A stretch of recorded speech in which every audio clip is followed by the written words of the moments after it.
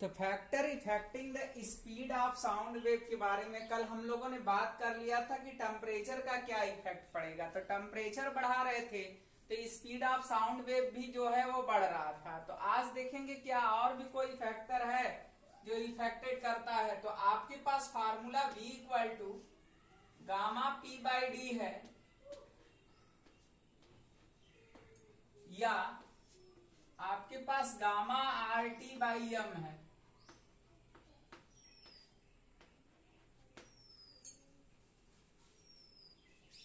तो अब इससे हम लोग अगर दूसरा एक फैक्टर का इफेक्ट देखें तो यहां पर आपको इफेक्ट ऑफ प्रेशर दिख रहा होगा। इफेक्ट ऑफ प्रेशर मतलब प्रेशर का क्या इफेक्ट पड़ेगा, आज हम लोग वही देखेंगे कि प्रेशर का भी कोई इफेक्ट पड़ सकता है कि नहीं पड़ सकता है। देखिए बहुत इंपॉर्टेंट बात बताएंगे आपको। यहां पर देखने से ये पता चल रहा है कि प्रेशर बढ़ाने पर वेलोसिटी बढ़ेगा, लेकिन ये गलत है। जैसे मान लीजिए आप ऑक्सीजन को लेके चल रहे हैं, तो ऑक्सीजन एक डायटोमिक मॉलिक्यूल है, तो उसके लिए गामा का मान 1.4 होगा। अब ऑक्सीजन का जो मॉलिक्यूलर वेट रख लेंगे वो 32 हो जाएगा। अगर हम एट कांस्टेंट टेम्परेचर पे बात कर दें तो टेम्परेचर कांस्टेंट कर देंगे तो गामा चेंज नहीं होगा, आर चेंज नहीं होगा, मॉलिक्यूलर वेट चेंज नहीं होगा। तो एट कांस्टेंट प्रेशर पे एट कांस्टेंट टेम्परेचर पे बात करें, there is no effect of pressure, no effect of pressure, no effect of pressure on the speed of sound wave, speed of sound wave।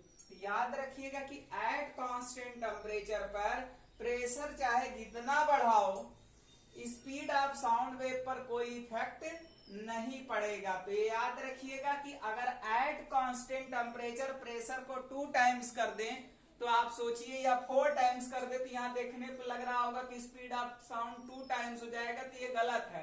Eight constant temperature पर pressure को अगर हम 4 times 6 times 8 times कर दें तब भी speed of sound पर कोई इफेक्ट नहीं आएगा। तो इट मीन्स यहां पर अगर हम ग्राफ बनाएंगे कि हम अब यहां पर प्रेशर को बढ़ाते जाए लेकिन स्पीड ऑफ साउंड वेव पर कोई इफेक्ट नहीं आएगा, स्पीड ऑफ साउंड वेव वही जो रहेगा, लेकिन temperature of this system will be क्या होना चाहिए, कांस्टेंट होना चाहिए। तो एट कांस्टेंट टेम्परेचर पर स्पीड ऑफ साउंड वेव जो होती है वो प्रेशर पर डिपेंड नहीं करती है। ये दिमाग में बैठा के चलिएगा, लेकिन ये तभी होगा जब एट कांस्टेंट टेम्परेचर होगा।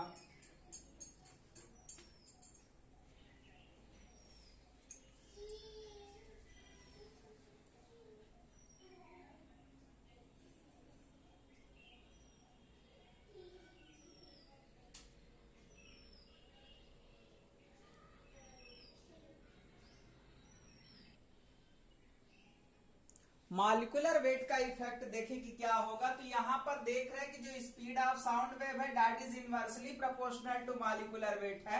इट मींस मॉलिक्यूलर वेट किसी भी गैस का जितना ज्यादा होगा, स्पीड ऑफ साउंड वेव उतना ही क्या होगा, कम होगा। It means speed of sound wave that is inversely proportional to square root of molecular weight. यहां पर जिस गैस का मॉलिक्यूलर वेट जितना ज्यादा होगा उस गैसियस मीडियम में स्पीड ऑफ साउंड वेव उतना ही कम होगा। फॉर एग्जाम्पल में अगर हम बात करें कि क्या कहानी बनेगी, फॉर एग्जाम्पल में अगर हम देखें तो molecular weight of nitrogen is 28, molecular weight of oxygen is 32। तो molecular weight of oxygen that is greater than molecular weight of nitrogen, therefore the speed of sound wave in nitrogen that is greater than that of oxygen. It means यहां पर अगर हम देखें तो जिस gaseous medium का molecular weight जितना कम होगा उसमें स्पीड ऑफ साउंड वेव उतना ही क्या होगा, ज्यादा होगा। एक और एग्जांपल में देखें तो यहाँ पर मॉलिक्यूलर वेट ऑफ हाइड्रोजन अगर हम लेके चलेंगे H2 मॉलिक्यूल का तो 2 होता है। मॉलिक्यूलर वेट ऑफ ऑक्सीजन जो होता है वो 32 होता है। तो सिंस यहाँ पर अगर हम बात करें तो molecular weight of hydrogen that is greater than molecular weight of oxygen, therefore velocity in hydrogen that is greater than velocity as compared to oxygen। तो ये याद रखिएगा, यहाँ पर जो है डेटा है एनडीबी पर बात करें तो ऑक्सीजन का 635 मीटर पर सेकेंड होती है, जबकि हाइड्रोजन में अब यहाँ पर हम देखें तो 1270 मीटर पर सेकेंड होती है, जो कि सबसे ज्यादा है। तो यहाँ पर देख लीजिए कि जितना मॉलिक्यूलर वेट कम होगा स्पीड ऑफ साउंड वेव उतना ही क्या होगा, ज्यादा होगा।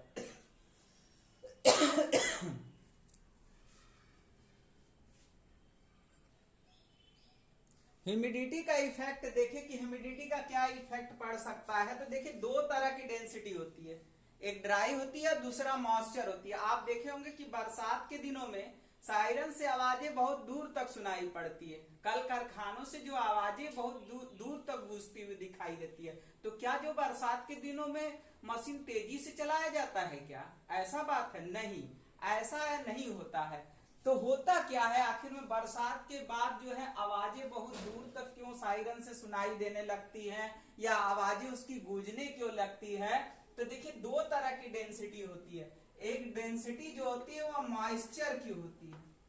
तो मॉइस्चर की डेंसिटी 1.08 kg पर मीटर क्यूब होती है।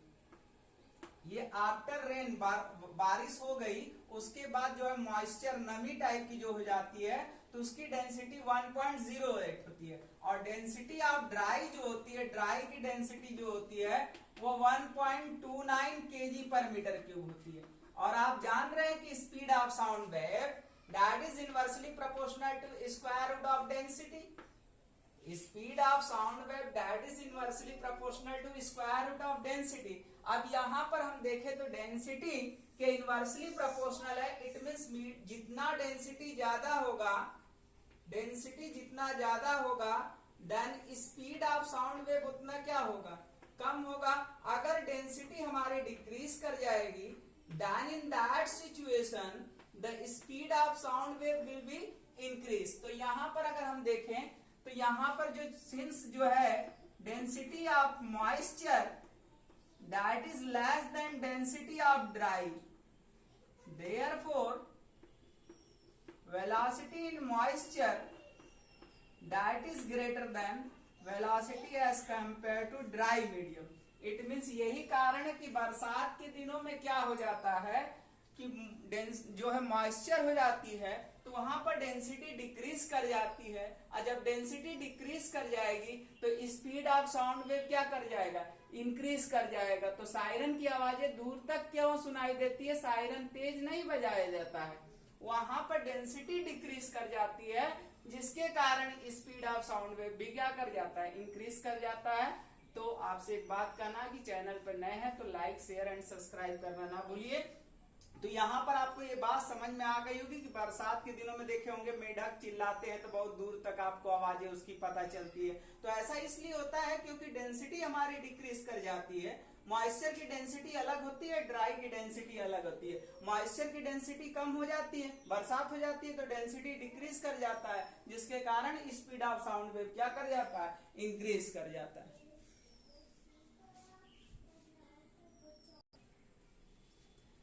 तो देखिए डेंसिटी के बारे में हम पहले से भी बता चुके हैं कि जितना डेंसिटी कम होगा मीडियम का, स्पीड ऑफ साउंड वेव उसमें उतना ही ज्यादा होगा। तो यहाँ पर भी आप फिर से वही बात हम डिस्कस करेंगे कि जिस मीडियम की डेंसिटी जितना कम होगी उसके लिए स्पीड ऑफ साउंड वेव उतना ही क्या होगा, ज्यादा होगा।